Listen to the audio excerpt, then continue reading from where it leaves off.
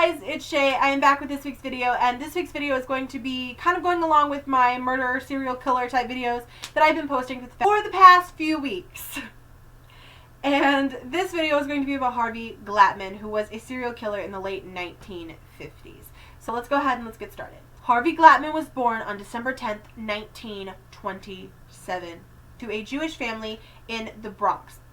When he was still very little, they all moved to Colorado, and that is where he was raised. At a very young age, he started showing antisocial behaviors, and his family kind of overlooked this, thinking, every kid's a little bit antisocial. A few years later, he started showing sadomasochistic type behaviors, and this was noted at the age of 12 when he came downstairs one night and his mom was freaking out because he had a red and swollen neck.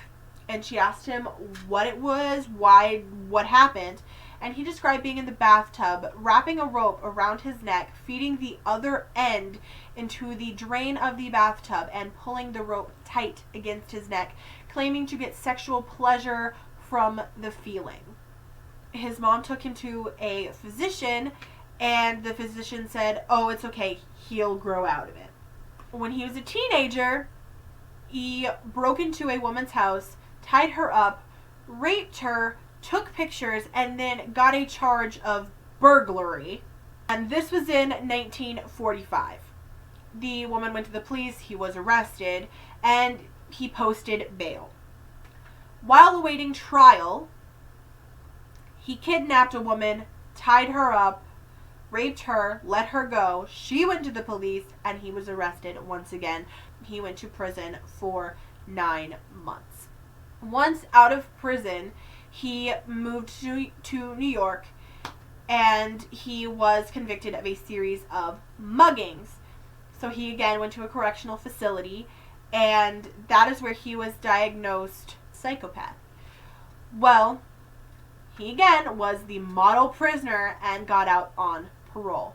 He moved back to Colorado, where he worked as a repairman and a TV repairman. And he would hire young women to come over, and he would take pictures of them in bondage type situations, claiming that they would be put on the cover of a Pulp Fiction magazine, which obviously they never were.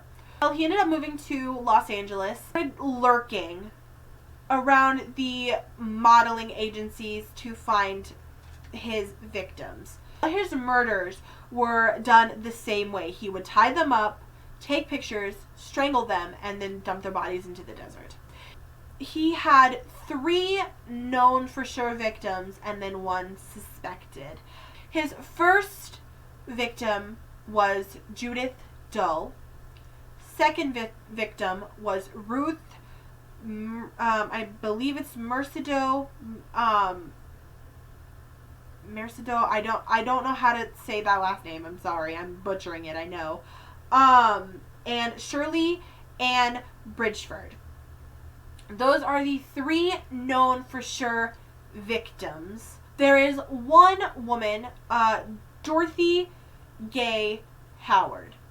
Dorothy was a Jane Doe for 55 years. Her body had been sent to a university, and the lab had been doing tests on her body. And a woman came forward 55 years after Dorothy had been murdered, saying, "Hey, I think this might be my long-lost sister."